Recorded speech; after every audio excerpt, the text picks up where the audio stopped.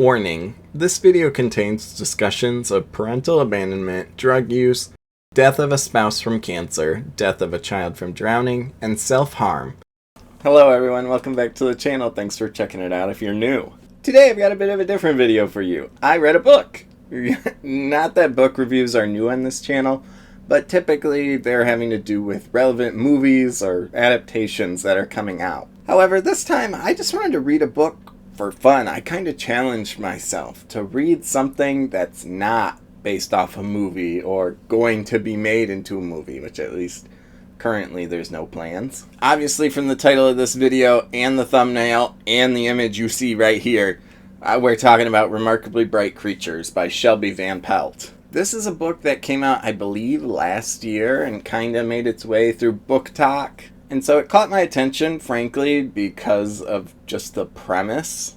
So basically, I picked this book up because I thought it would be funny / weird, because I knew the premise of, like, there's this lady and an octopus, and she, like, befriends, or maybe no romance. There's no romance, I have to answer that right now. She does not have any relations with the octopus. So yeah, I picked it up at my local library through Hoopla, and I listened to the audiobook. And so I picked it up because I'm going to read you the description here. I know my brightness is a bajillion. In fact, I'm going to turn it down because I'm embarrassed of how bright my face is in the video. Anyways, this is a synopsis of the book that got my attention. After Tova Sullivan's husband died, she began working the night shift at the Sol Bay Aquarium. Keeping busy has always helped her cope, which she's been doing since her 18-year-old son, Eric, mysteriously vanished on a boat in the Puget Sound over 30 years ago. As she works, Tova becomes acquainted with curmudgeonly Marcellus, a giant Pacific octopus living at the aquarium.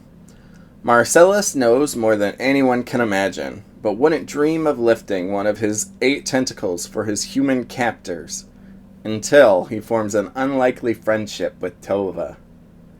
Are you seeing why I picked up the book? I thought it would be maybe one of those funny books where she gets a little frisky with the octopus, and I thought it would make a funny video. Ever the detective, Marcellus deduces what happened the night Tova's son disappeared. As his affection for Tova grows, Marcellus must use every trick his old invertebrate body can muster to unearth the truth for her before it's too late. So yeah, I picked up this book like, oh, it's this mystery. Her son disappeared, and this octopus, this maybe talking octopus, can help her solve it. And it wasn't really that at all. It was actually more of a therapy session with an octopus. And I actually really liked the book. We're going to talk about it, some non-spoilers, and then near the end / later half of the video, I'm going to talk spoilers. So I'll give you your warning to leave if you haven't read the book already. So, like the synopsis said, we've got 3 main characters in this book. The synopsis only touches on the 2. But we have Tova, and Tova lives in Sol Bay, Washington. I'm not sure if this is a real place or a fictional location, but Tova is in her 70s. It doesn't exactly give her an exact age. They just say, oh, women in their 70s shouldn't be doing this and things like that. But Tova is essentially in her 3/4 life crisis because, as the synopsis said, her son disappeared when he was 18 years old, the summer before he was going to go off to college. And she has always wondered what happened. The police and authorities have ruled it a suicide because he went out on the boat alone and never came back. And so the authorities have ruled it a suicide. But of course she doesn't believe that. You know, my son would never do that. He would never take his own life. And so she's constantly wondering what went wrong and why did it happen. And so that haunts her. And then to add to it, her husband, before the events of the book, has died of cancer. So she's alone now. And her brother has also died. So she's all alone. She feels like she's got nothing really going for her anymore. And so she does start to look into retirement, because currently she works at the Sol Bay Aquarium. She's the custodian. She cleans and mops the floors, tidies things up, after the aquarium is closed. And that's where we meet our second character. Marcellus is a giant Pacific octopus who is at the end of his life. He literally introduces himself like, "Hi, I'm Marcellus. Today is day 1299 of my captivity. And octopi usually only live to about 1400 days. So, I'm gonna die." Hence, that introduces, like how the synopsis said, before time runs out, we kind of get our ticking time bomb of will Marcellus make it to the end of the book, things like that. And like I said, I thought Marcellus would talk because it says he's got to help Tova solve this mystery. But Marcellus actually doesn't talk to Tova. He talks to us. Marcellus can break the fourth wall. He is like aware that you're reading this story, reading this book, because he's talking to you. You could say it's actually his inner thoughts, but he does address the reader. He is like, you might think that Tova is old, but I think she's remarkable, things like that. And so he breaks the fourth wall to talk to us and kind of inform us what he knows. And Marcellus isn't in the book a ton. I thought he was going to be like the main character or the secondary character to Tova, but he's actually only in a handful of chapters, like the chapters that are from his point of view where he's talking to us. Most of the story, I'd say it's literally like a 50-50 split, and then Marcellus is sprinkled, is we have Tova and the character Cameron, which we'll talk about in a moment. And so the book is split between Tova and Cameron, and then every once in a while we get a Marcellus because, he's been watching all the events from his tank, and so then he's like, the cleaning lady was arguing with that boy. And then he talks to us how he's like, what they didn't pick up on was the knife in the back. There's no knife. I'm just using a funny example. But, what they didn't pick up on was the door that was left open behind them. Stuff like that. Because Marcellus is smart. Octopi are actually incredibly smart. We know that. I don't know if they're necessarily as smart as Marcellus is in the book, seeing as Marcellus can notice incredibly detailed things. Like, he talks about his memory. Like, for example, this isn't a spoiler, but one thing he talks about is, like, I can notice how people are related by their footsteps, He's like, I see that father walking with his child, and that's not his child because their steps aren't the same. Things like that, that it's actually cool because this is how he solves the mystery, by those details he notices that we'll talk about in the spoiler section. But I thought it was really cool. I think Marcellus is a fun character. Granted, like I said, I wish he was maybe in the story more. Like, he's limited by the physical fact that he's an octopus. And, Tova and Cameron go places that are not the aquarium, so he can't follow them.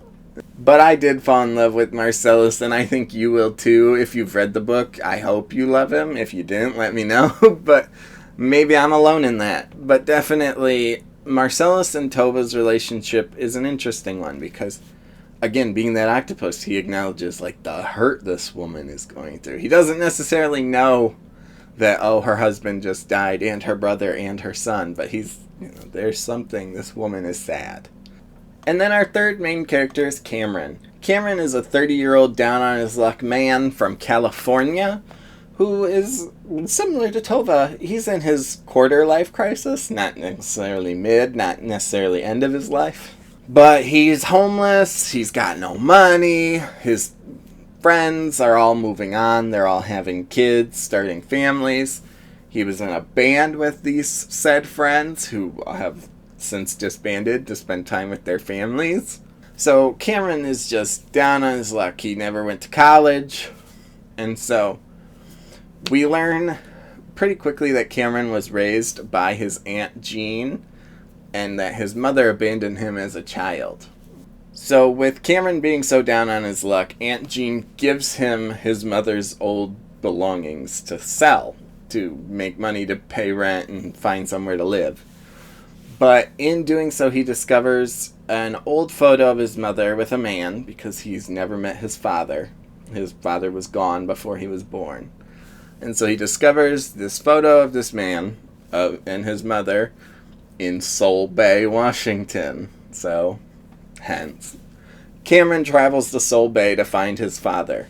Again, we kind of have two separate mysteries going on, both being aided by Marcellus, and I did enjoy the way both mysteries played out. They were a little rushed. Like, overall, I would say I liked the book. I think the book does take a while to get going. Like, it doesn't really all come together. So, like, maybe it all just flew over my head, the answers to these questions. But because I have seen some people talk online, I have looked at other reviews, and not anything too in-depth. But I have seen other people like, oh, I got the mystery immediately, like, after the first couple chapters. And I kind of put it together about halfway through. Overall, this book is about these two broken people who solve their problems and their trauma through a giant Pacific octopus.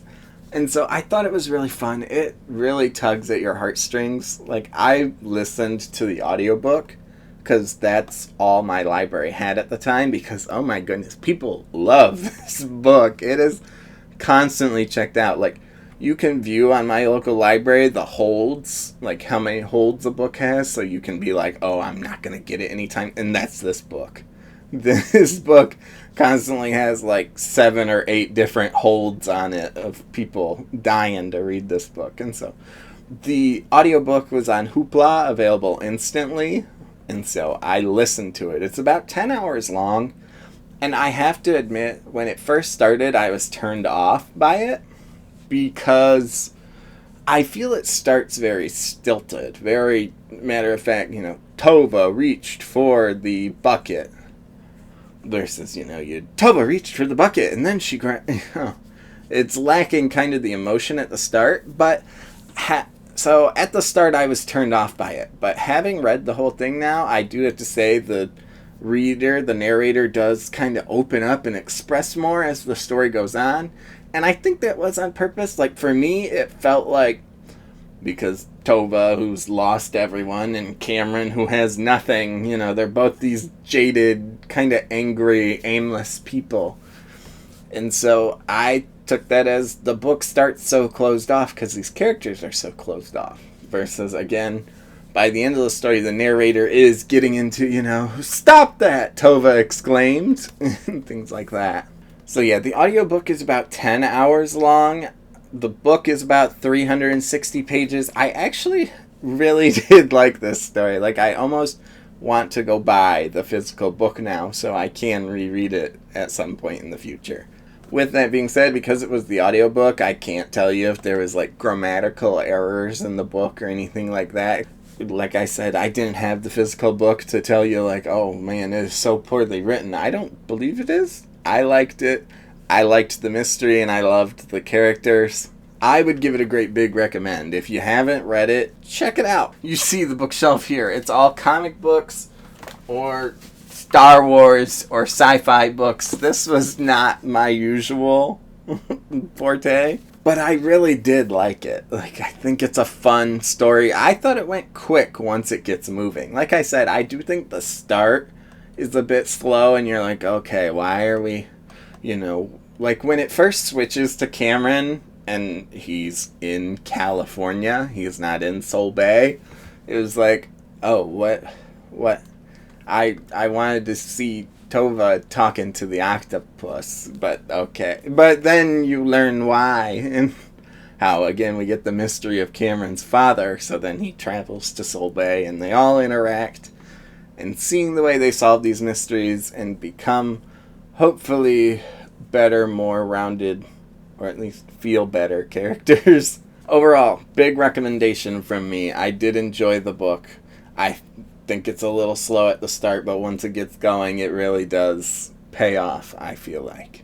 So go check it out if you haven't already. I'm going to get into some spoilers now, so if you haven't read, get out of here and come back after you've read the book. I'll give you that 5, 4, 3, 2, 1.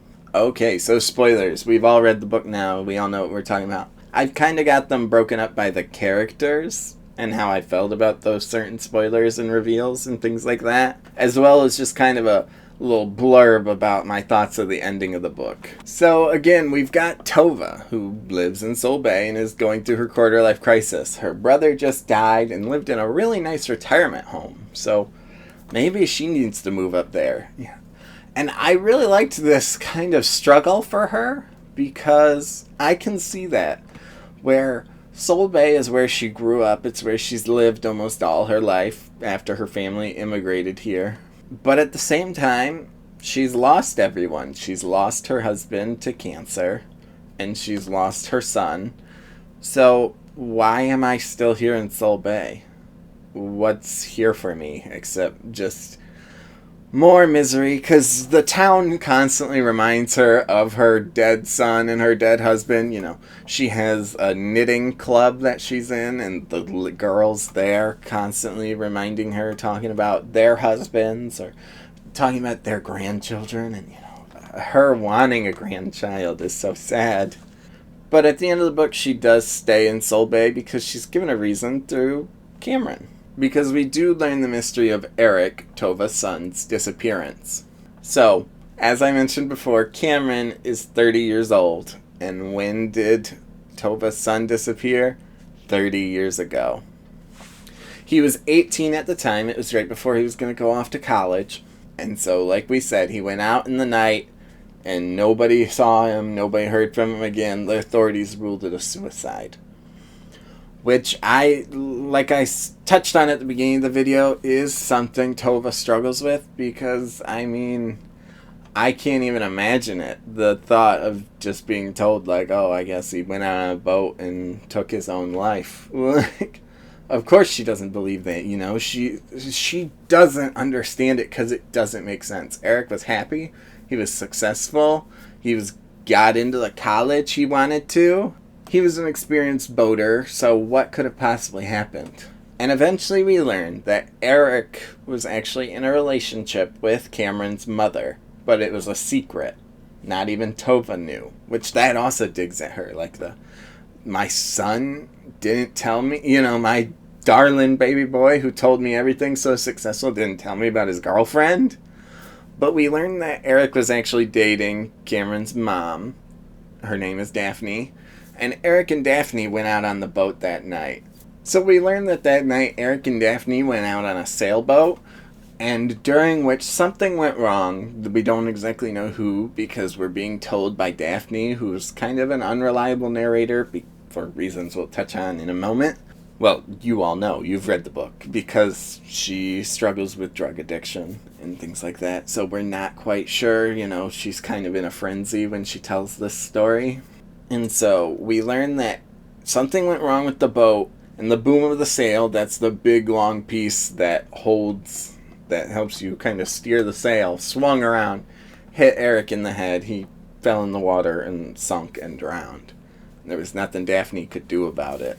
And that's where I guess you could say the mystery kind of falls apart, because unless I'm forgetting, Daphne never gives a reason for why she didn't share this story. We never even meet Daphne in the story. This is being told secondhand through a really great reveal. But I'm not sure if we ever get an answer of why Daphne didn't tell anybody. Anyway, so finally Tova gets that closure of what happened to her son. And now she has a grandson in Cameron. But before we talk about Cameron, let's look at Marcellus. So like I said in the non-spoiler half of this video, Marcellus is the giant Pacific octopus that's in the aquarium where both Cameron and Tova work as custodians. Cameron takes over Tova's job after she falls off a stool and injures herself and can't do it anymore. However, Tova does still pay visits to Marcellus because she has befriended him. At the very start of the book, we learn quickly that Marcellus can get out of his cage because he's a smart octopus and it's like a low-budget, you know, tourist trap aquarium. And so the one night Tova finds him and they kind of just pack bonds. It's like there's something about it. There is nothing that really happens. I guess you could say it's because Tova shows him kindness where so many other humans haven't. And she talks to him. She does speak to him and respect him. She talks about how smart he is, and I think that's also why Marcellus hence respects her. because he hates humans. He talks about how stupid we all are and that he's so much smarter, but he's the one that's stuck in a tank, all because he got hurt, one day.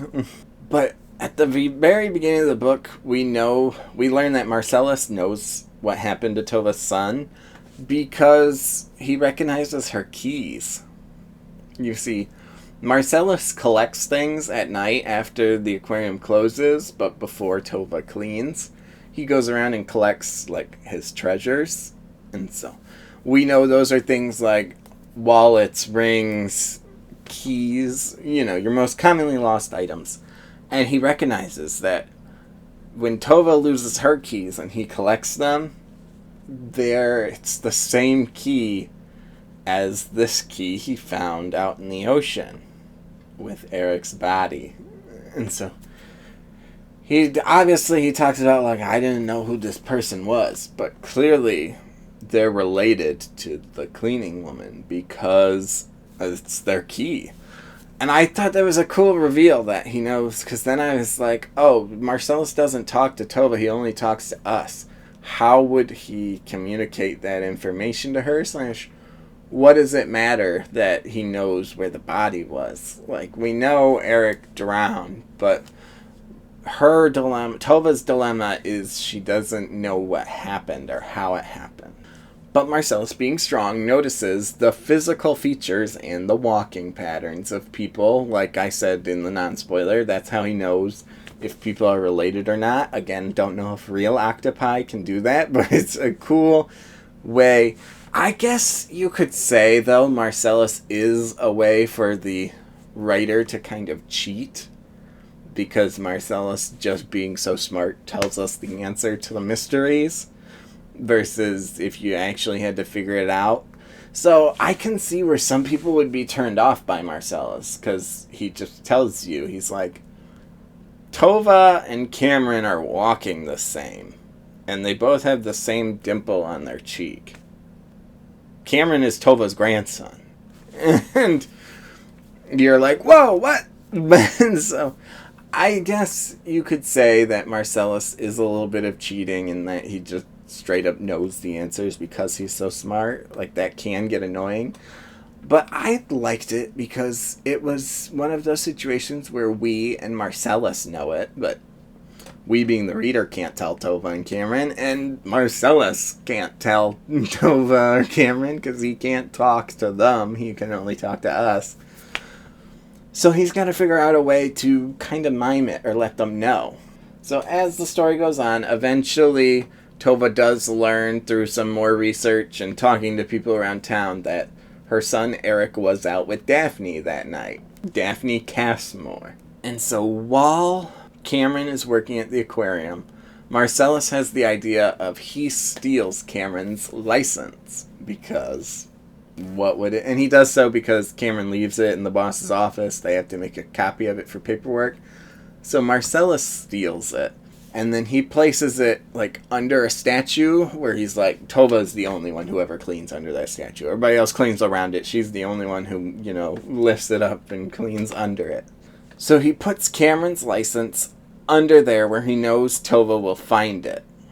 And eventually Tova does. And that's when Tova realizes, you're Cameron Cassmore. You're Daphne's son?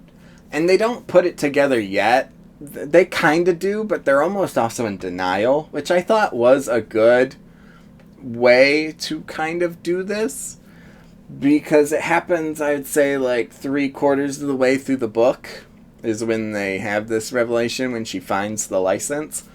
And it is, Tova does kind of well, Eric disappeared 30 years ago, and this kid is 30 years old, so maybe. But no, Eric couldn't have had a kid in secret, when really it was Eric got Daphne pregnant and he died before he could even know about it, before anybody could know about it except Daphne. Which you could also say the guilt of Eric's disappearance could have been what led Daphne to her drug abuse.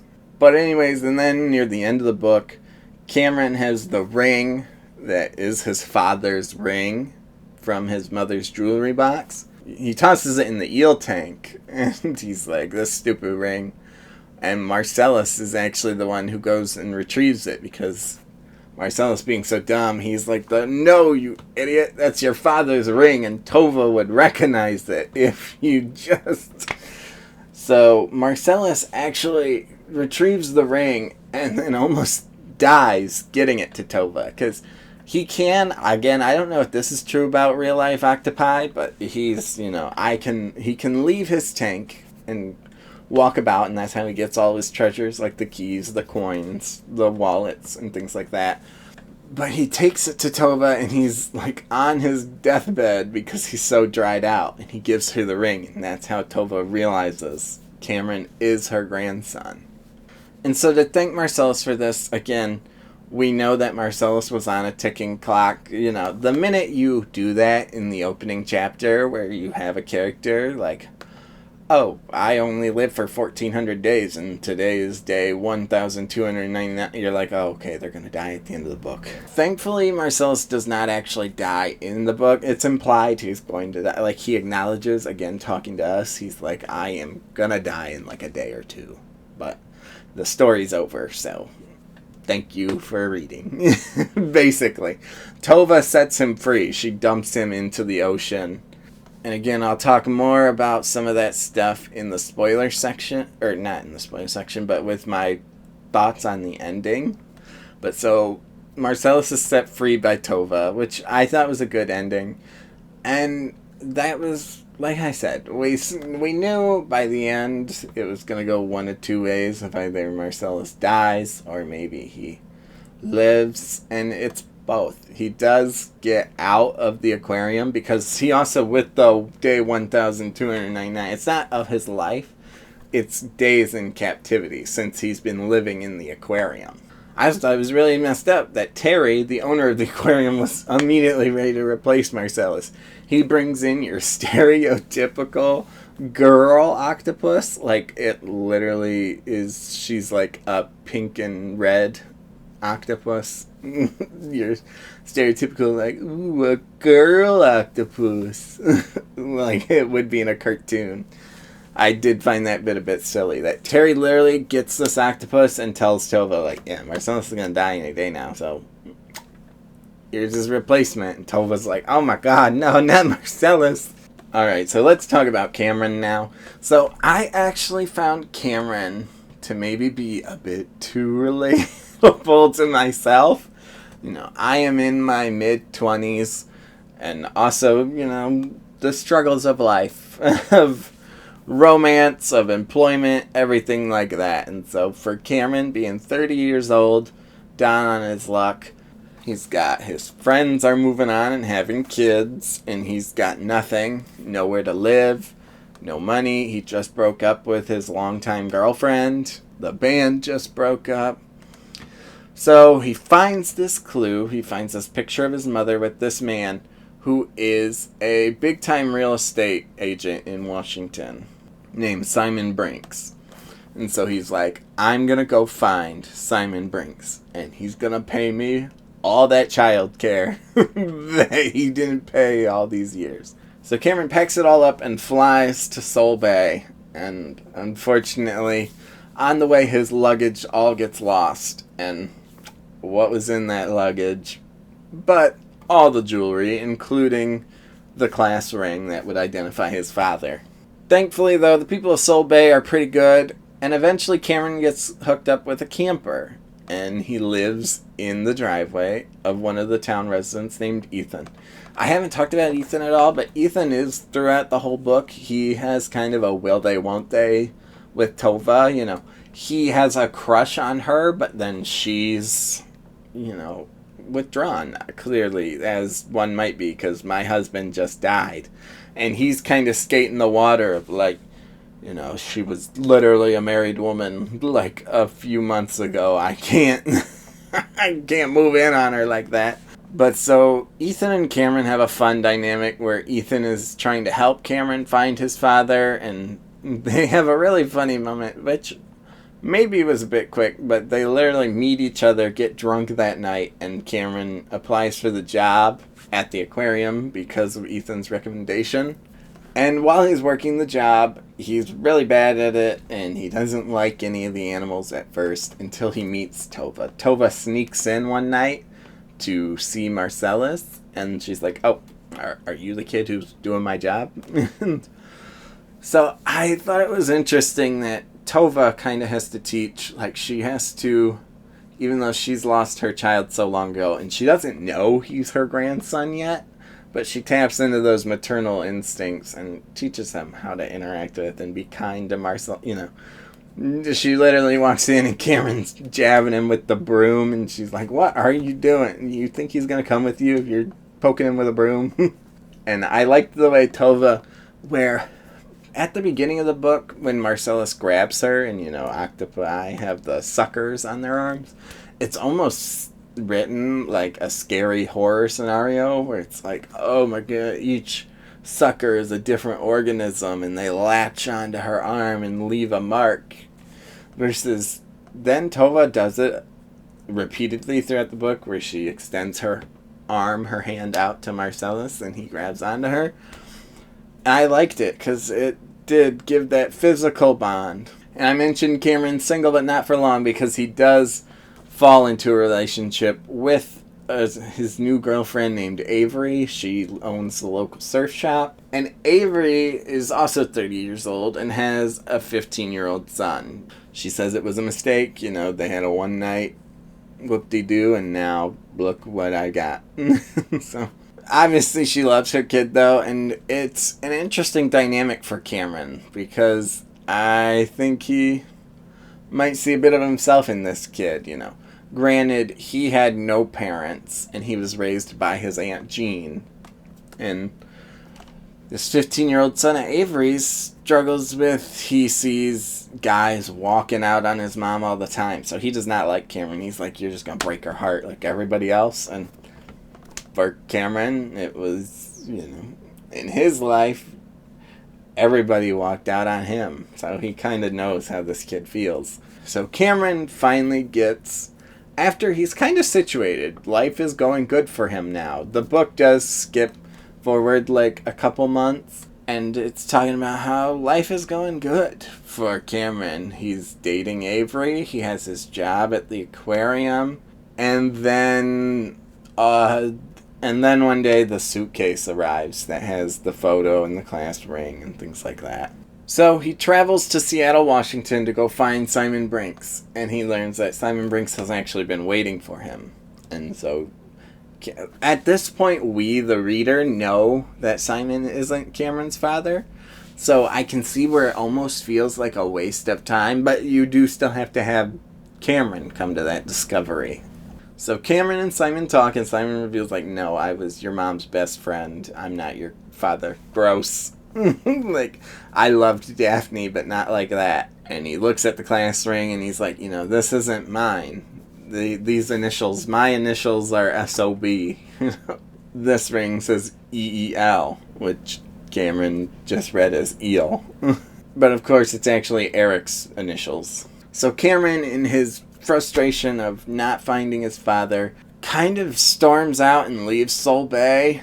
He, there's nothing for me here. He quits the aquarium and he packs it all up into the camper. Avery's not answering because her son sabotaged Cameron and her's date.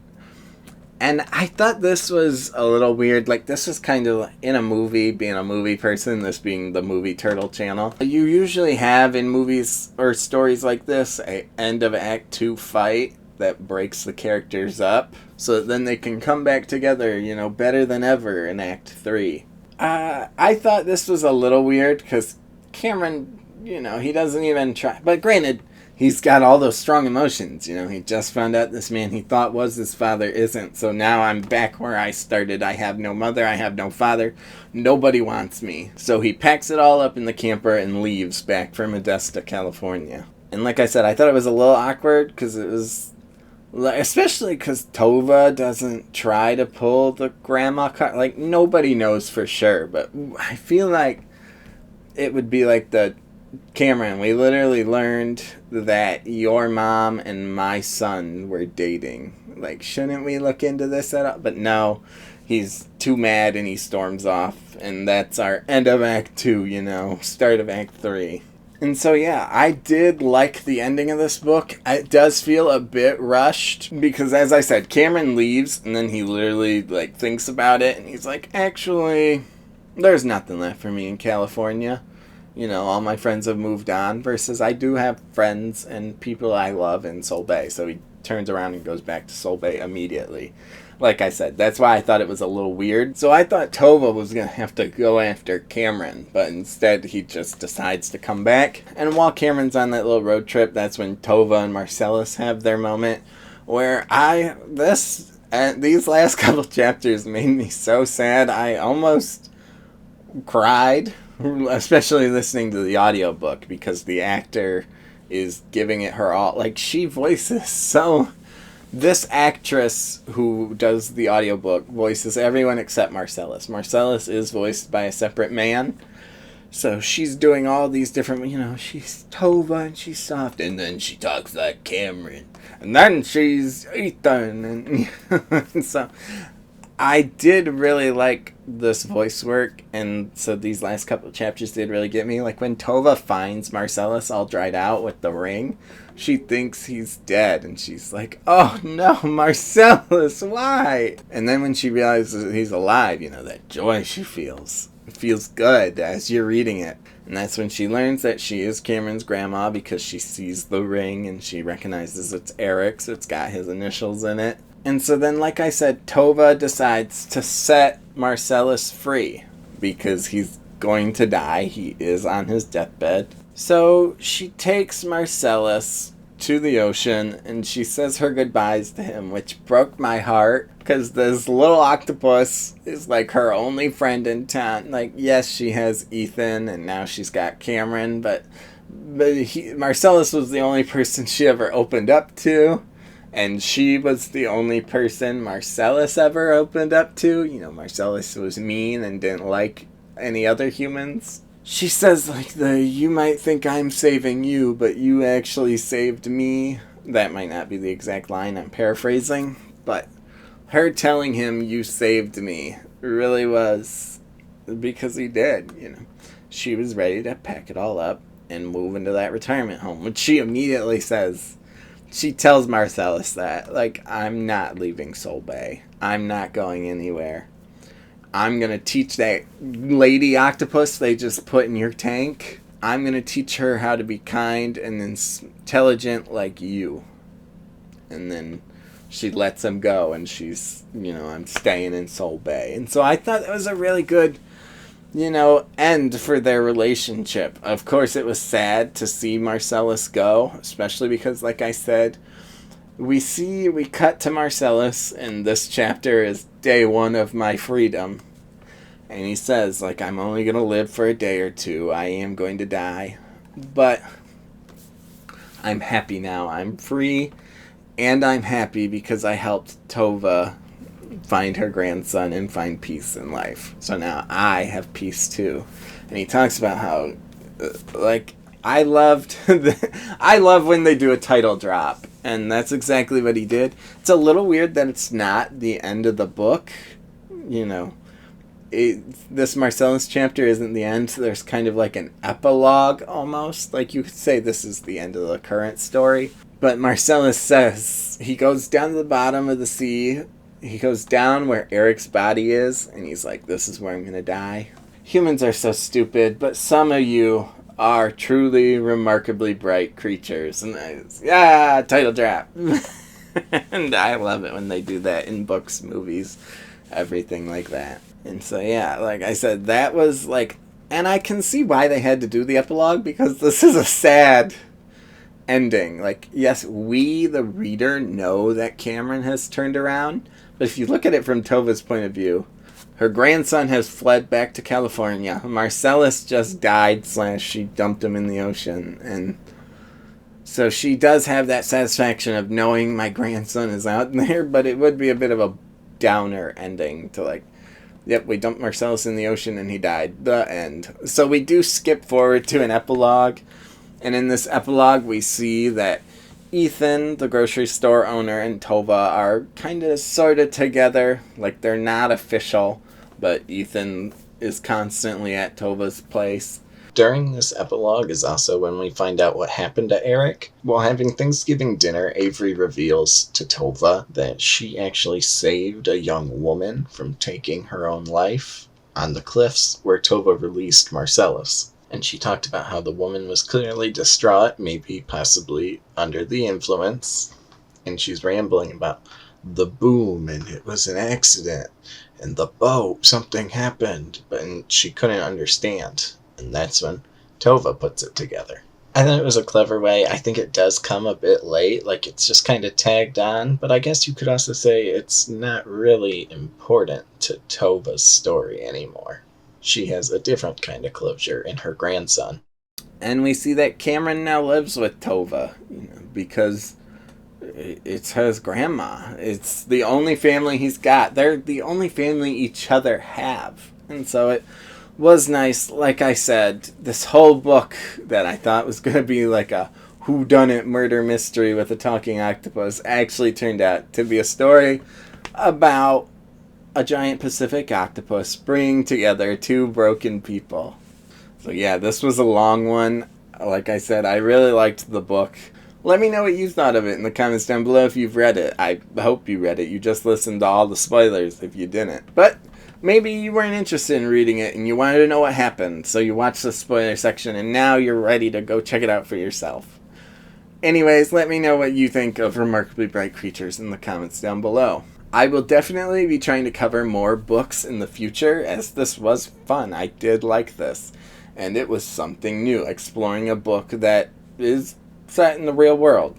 Like I said, a lot of the books I read are fantasy or sci-fi. A lot of Percy Jackson, The Lord of the Rings, Star Wars, superheroes. So this was a nice mix-up, and I look forward to doing it again. So you want to be here for when I do that. Don't forget to like, subscribe, and hit the bell so you know when the next one's coming.